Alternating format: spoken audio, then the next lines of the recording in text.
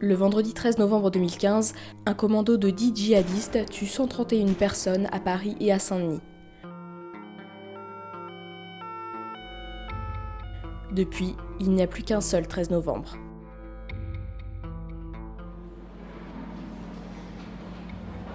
Le mercredi 8 septembre 2021 s'est ouvert le procès des accusés et de leurs complices. Un procès historique qui doit durer 8 mois pour entendre toutes les parties et comprendre comment le drame a pu se produire. Lola Breton et Thierry Lévesque sont journalistes. Ils assistent aux audiences de ce procès hors norme. Vendredi 13 est un podcast lesjours.fr.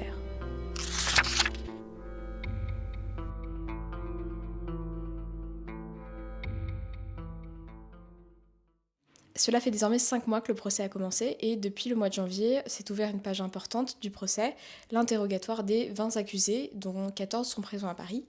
Pour la première fois, ils vont pouvoir prendre la parole. Et parmi les interrogatoires qui viennent de commencer, il y a notamment celui de Mohamed Abrini qui est très attendu, c'est ça ? C'est ça, Mohamed Abrini qui a été le premier à passer cet interrogatoire sur les faits.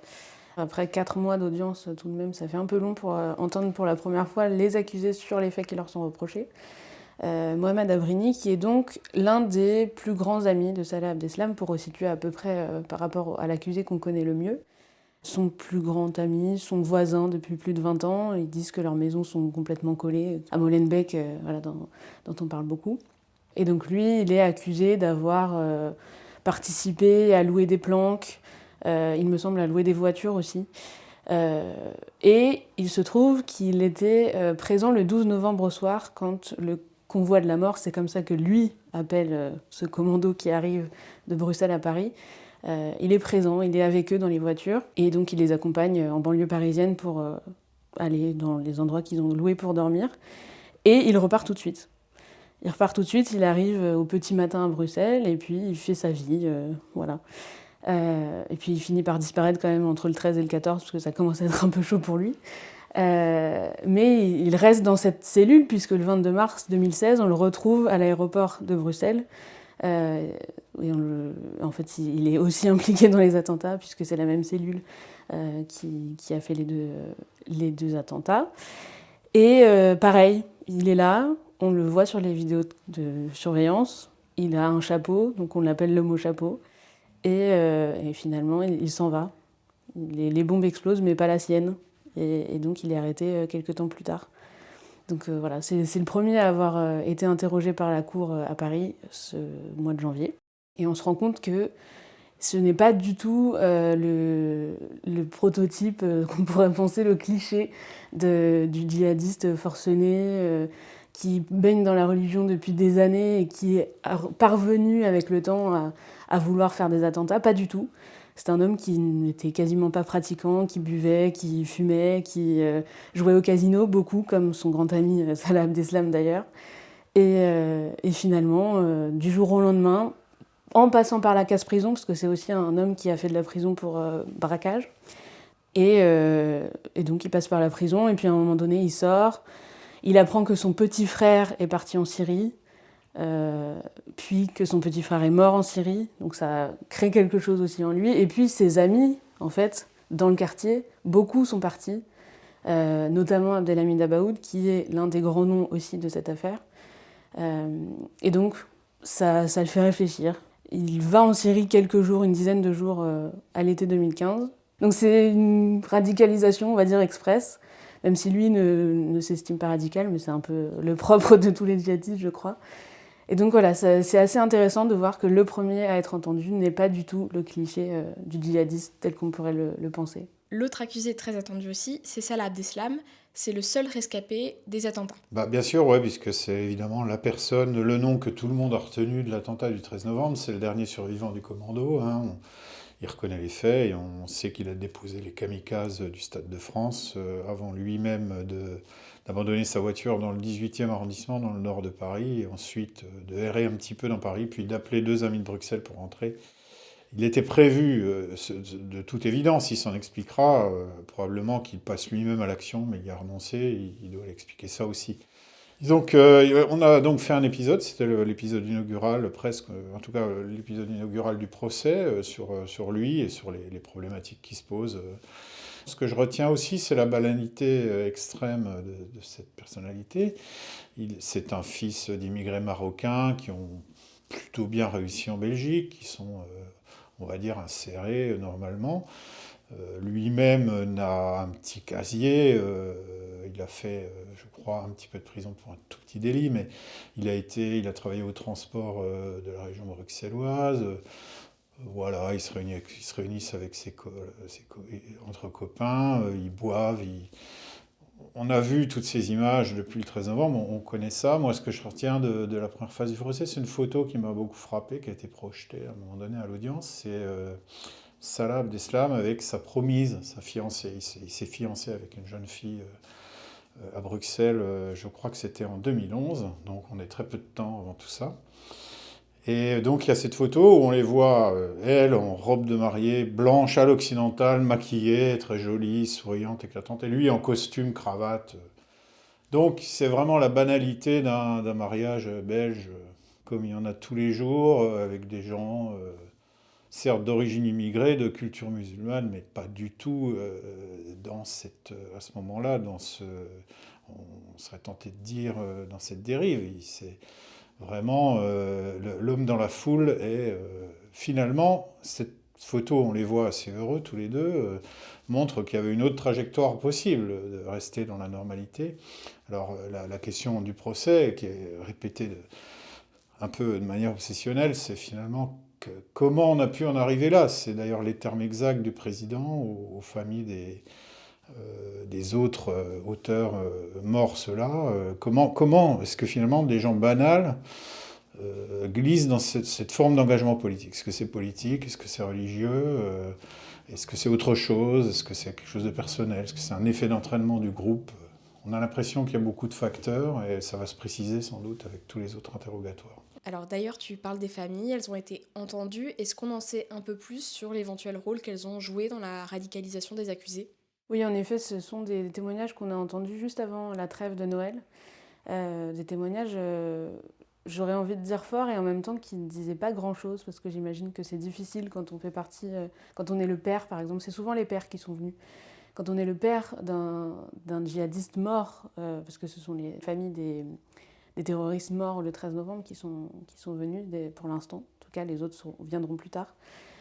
Quand on est le père d'un djihadiste mort le 13 novembre, j'imagine qu'on a du mal à faire la part des choses entre la culpabilité, la honte d'être parent de cette personne et en même temps de rester son parent justement, de quelqu'un qu'on a élevé et qu'on n'a pas élevé comme ça, parce que c'est ce qui ressortait quand même.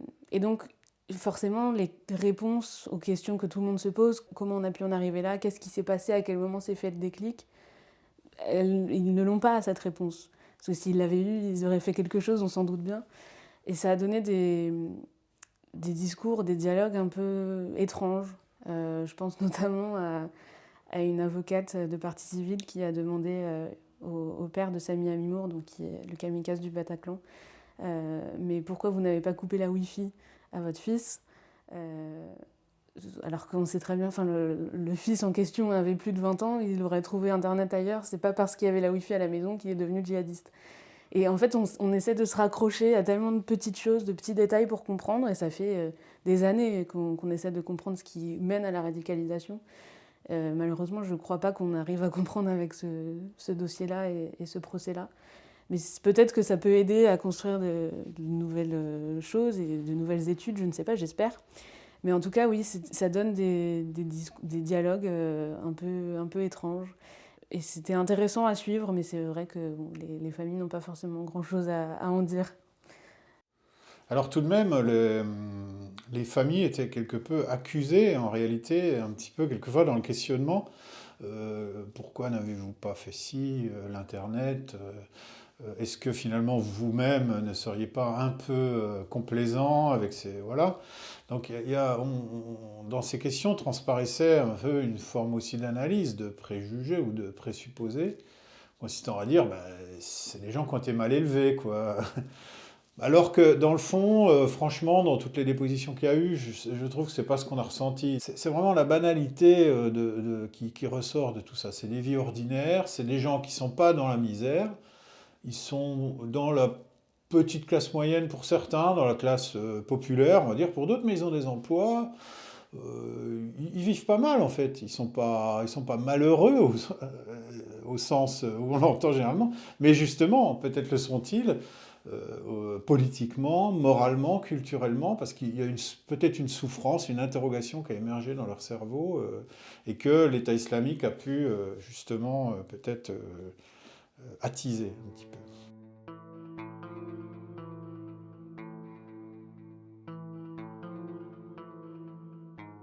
Alors vous l'avez dit tous les deux, ces accusés, ils ont des profils plutôt ordinaires.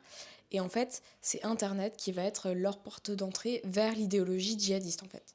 Oui, alors dans toute la première partie du procès a été beaucoup décrit l'État islamique, donc l'organisation mise en place sur le quasi-État hein, qu'ils avaient sur la zone irako-syrienne dans la période, disons, 2013-2016, grosso modo, avant que ce soit reconquis et finalement balayé.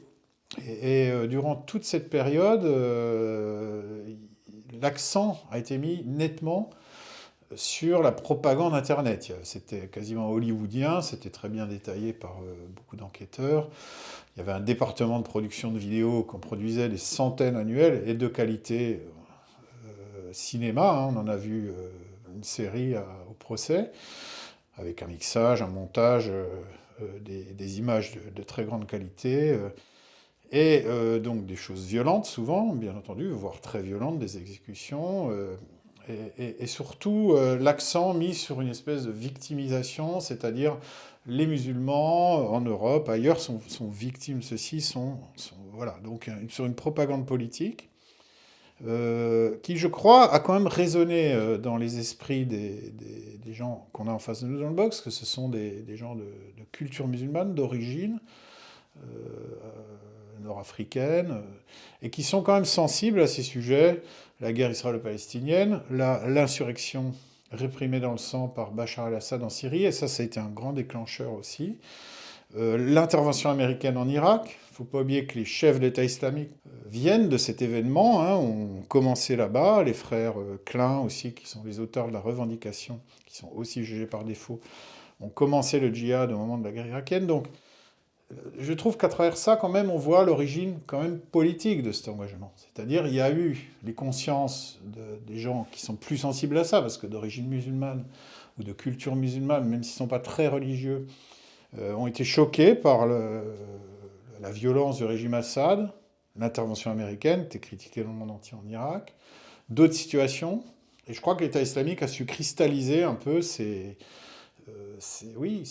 tourments, on va dire, cette agitation dans les consciences sur les accusés par cette propagande dont c'est dit de manière insistante au procès. Beaucoup s'abrutissaient, on peut dire, puisque c'est un élément un peu de la vie contemporaine aujourd'hui. Hein.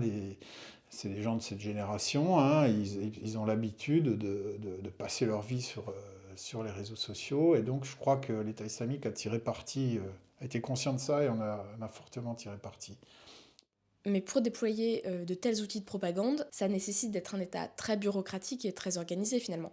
Oui, bah, c'était oui, un quasi-État, on peut dire. Il y avait une administration. Quand ces gens, puisque beaucoup de ces accusés sont allés en Syrie avant de revenir commettre les attentats, il y a eu des fiches d'engagement. On prenait leur groupe sanguin, leurs coordonnées, enfin leur niveau de culture religieuse.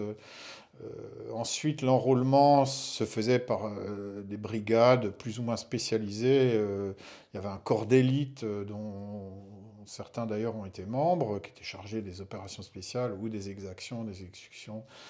La gestion des détenus aussi était très pensée.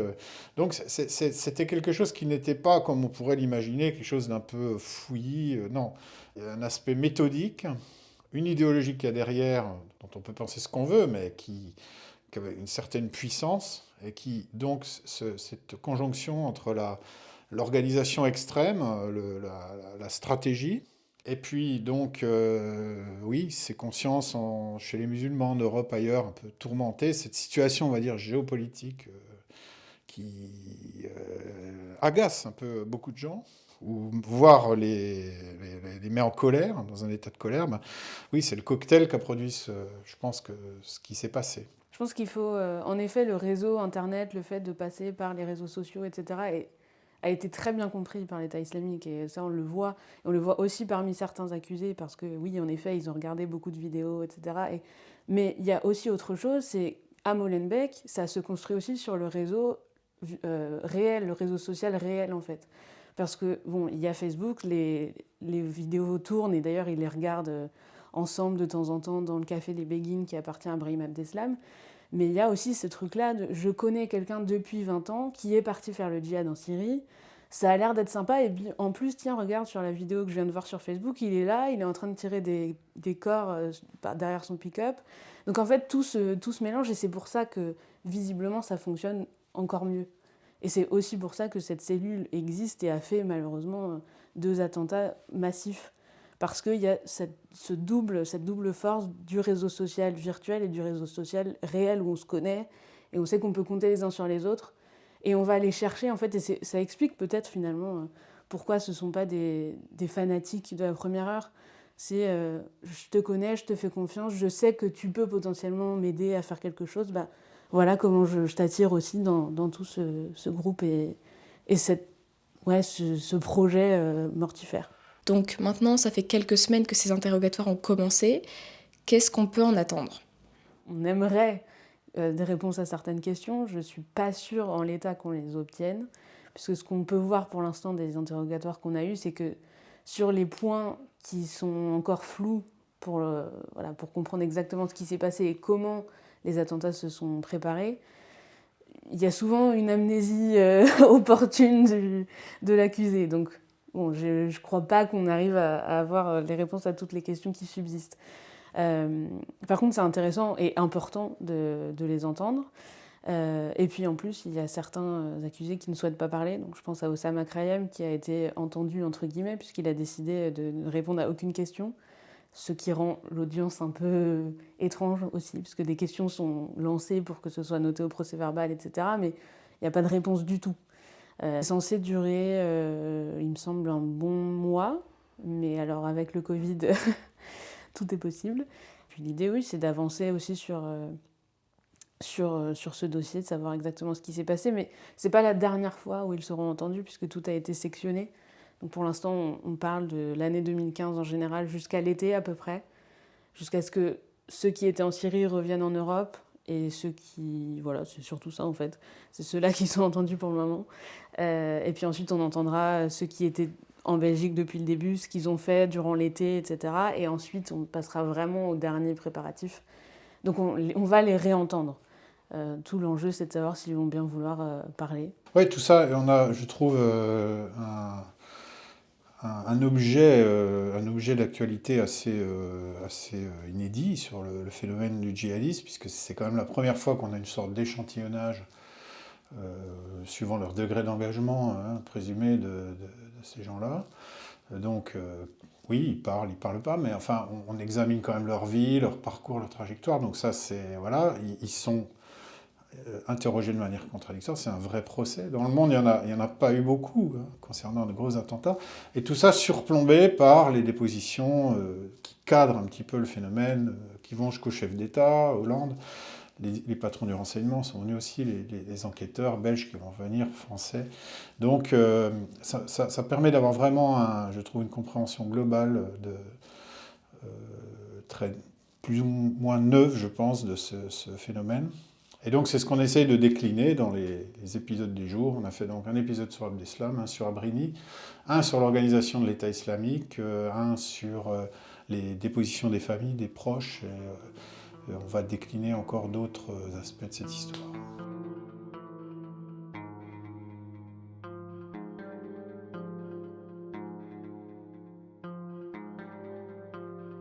La série Vendredi 13 est disponible sur lesjours.fr. Vous pouvez aussi nous retrouver sur Instagram, Facebook et Twitter @lesjours.fr ou nous écrire à contact@lesjours.fr. On se retrouve très vite pour un nouvel épisode.